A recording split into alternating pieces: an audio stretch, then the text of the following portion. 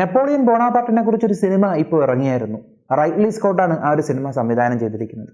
എന്നാൽ ഈ സിനിമ ഇറങ്ങുന്നതിന് മുൻപ് ഒരു നെപ്പോളിയൻ സിനിമ ഇറങ്ങിയിട്ടുണ്ട്. ആ സിനിമ വന്നിട്ട് സിനിമയുടെ ലോകത്തിൽ ഒരു വൻ കോളിളക്കം സൃഷ്ടിച്ച ഒരു ആദ്യകാല സിനിമകളിൽ ഒരെണ്ണമാണ്. ഇന്ന് നമുക്ക് ആ സിനിമയെക്കുറിച്ചും അതിൻ്റെ ഡയറക്ടർ ആ സിനിമയെ അതുല്യമാക്കാനായിട്ട് ഏത് ഡിസ്റ്റൻസ് വരെ പോയെന്നുള്ളതിനെക്കുറിച്ചും നമുക്കൊന്ന് കേട്ടു നോക്കാം. 1927 ഏബൽ ഗാൻസ് എന്ന് പറയുന്ന സിനിമാ സംവിധായകൻ നെപ്പോളിയൻ ബോണാപാർട്ടിനെ കുറിച്ച് ഈ ഒരു സിനിമ എടുത്തത്.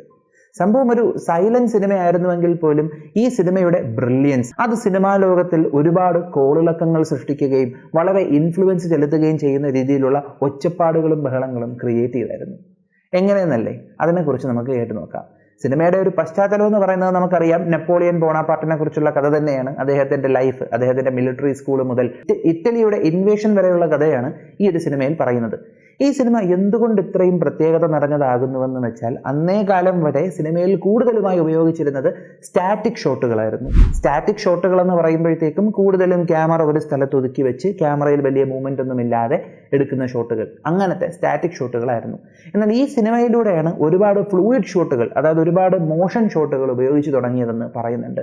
അല്ലെങ്കിൽ ഒരുപക്ഷെ ഇങ്ങനെയായിരിക്കും പറയുന്നത്, സിനിമയുടെ ലോകത്തിൽ ഫ്ലൂയിഡ് ക്യാമറ സ്റ്റൈലിനെ പയണീർ ചെയ്തിട്ടുള്ള ഒരാളാണ് ഈ ഒരു ഡയറക്ടർ എന്നും ഈ സിനിമയൊന്നും പറയുന്നുണ്ട്. എന്നാൽ ഇത് മാത്രമല്ല കേട്ടോ, ഇദ്ദേഹത്തിന് ഒരു വലിയ ആഗ്രഹം ഉണ്ടായിരുന്നു, സിനിമയുടെ ക്ലൈമാക്സ് പനോരമ ഷോട്ടിൽ എടുക്കണമെന്ന്. പനോരമ എന്ന് പറയുമ്പോൾ അറിയാലോ, ഇങ്ങനെ ഒരു നീളം ഷോട്ട്, മൊബൈലിലൊക്കെ പനോരമ മോഡുണ്ടല്ലോ, അതുപോലെ പനോരമ ഷോട്ട് എടുക്കണം. പക്ഷെ ആ കാലഘട്ടത്തിൽ ക്യാമറ അത്രയും അവൈലബിൾ അല്ലായിരുന്നല്ലോ, അത്രയും സംഭവങ്ങൾ ചെയ്യാൻ ക്യാമറയെ കൊണ്ട് കഴിയത്തില്ലായിരുന്നു.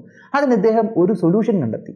എന്തെന്ന് വെച്ചാൽ, ഒരേ സമയം 3 ക്യാമറകൾ ഒരുമിച്ച് ചേർത്ത് വെച്ചുകൊണ്ട് ഒരു ഫ്രെയിം ഷൂട്ട് ചെയ്താൽ ഒരു വൈഡ് പനോരമ പോലത്തെ ഷോട്ട് അദ്ദേഹത്തിന് കിട്ടും എന്നുള്ളൊരു ഐഡിയ ഇദ്ദേഹത്തിന് വരികയും ചെയ്തു. ഇദ്ദേഹം അത് വളരെ മനോഹരമായി എക്സിക്യൂട്ട് ചെയ്യുകയും ചെയ്തു. എന്നാൽ ഏറ്റവും കൂടുതൽ എടുത്തു പറയേണ്ട ഒരു കാര്യം എന്ന് പറയുന്നത്, ഇദ്ദേഹം ആഗ്രഹിച്ചിരുന്നത് പോലെ തന്നെ ഫൈനൽ ഔട്ട്പുട്ട് ആയിട്ടുള്ള ഈ ഒരു ഷോട്ട് എന്ന് പറയുന്നത് സാധാരണ ആ കാലഘട്ടത്തിൽ ഇറങ്ങിയിരുന്ന സിനിമാ ഷോട്ടുകൾ, ആ സിനിമയിലെ ഫ്രെയിം, ആ ഫ്രെയിമിൻ്റെ 3 ഇരട്ടി വലിപ്പമായിരുന്നു. പ്രൊജക്ട് ചെയ്തിരുന്ന സമയത്ത് ഇതുപോലെ 3 എണ്ണം ചേർത്ത് വെച്ചൊക്കെയാണ് അദ്ദേഹം പ്രൊജക്ട് ചെയ്തത്. ആ കാലഘട്ടത്തിലൊക്കെ ഇങ്ങനത്തെ ചിന്ത വളരെ വ്യത്യസ്തമായിട്ടുള്ള ഒന്നായിരുന്നു. കാരണം ആലോചിക്കുക, ഇന്നുള്ളത്ര ടെക്നിക്കൽ സപ്പോർട്ടൊന്നും അന്നില്ലായിരുന്നു. ചുരുക്കി പറയുകയാണെങ്കിൽ, ആ കാലഘട്ടത്തിൽ ടെക്നോളജി വെച്ച് ഒരുപാട് പരിപാടികൾ ചെയ്ത ഒരാളായിരുന്നു ഈ ഡയറക്ടർ എന്നും അതിൻ്റെ ഒരു ഔട്ട്പുട്ടായിരുന്നു ഈ ഒരു സിനിമയെന്നും നമുക്ക് ഷുവറായിട്ട് പറയാം. ഒരു ഡയറക്ടറുടെ വിഷനിൽ ഒരു സിനിമ ഇങ്ങനെ എടുക്കണമെന്ന് തീരുമാനിച്ചപ്പോഴത്തേക്കും അതന്ന് ഇങ്ങനെ ഒരു വൻ വഴിത്തിരിവാണ് സിനിമയുടെ ലോകത്തിലേക്ക് കൊണ്ടുവന്നത്. ഇന്നും ഈ സിനിമയെക്കുറിച്ച് ചർച്ച ചെയ്യുന്നുണ്ട്. ഇതിൻ്റെ കൂടെ തന്നെ ഇപ്പോൾ ലേറ്റസ്റ്റ് ആയിട്ട് ഇറങ്ങിയ നെപ്പോളിയൻ സിനിമയെക്കുറിച്ചും കൂടെ ഒന്ന് പറയട്ടെ. സിനിമയിൽ അഭിനയിച്ചിരിക്കുന്നത് ഓസ്കാർ നേടിയിട്ടുള്ള യോക്വിൻ ഫീനിക്സ് ആണ്. ഇദ്ദേഹം എന്ന് പറയുമ്പോഴത്തേക്കും ജോക്കറിന്റെ റോള് ചെയ്ത് അതുല്യനാക്കിയ ആളാണ്. അതുപോലെ തന്നെ സിനിമയുടെ സംവിധായകനും ചില്ലറക്കാരനല്ല, റൈറ്റ്ലി സ്കോട്ടാണ് ഈ ഗ്ലാഡിയേറ്റർ പോലത്തെ ഗംഭീരം സിനിമകൾ എടുത്തിരിക്കുന്നത്. അപ്പോൾ നെപ്പോളിയൻ സിനിമ ഇപ്പോൾ ലേറ്റസ്റ്റ് ആയിട്ട് ഇറങ്ങിയത് ഒന്ന് കണ്ടു നോക്കുക കേട്ടോ. അപ്പോൾ ഈ ഒരു വീഡിയോ നിങ്ങൾക്ക് ഇഷ്ടമായെന്ന് വിശ്വസിക്കുന്നു. മറ്റൊരു വീഡിയോയിൽ മറ്റൊരു കണ്ടന്റുമായി കാണുന്നത് വരെ ബൈ.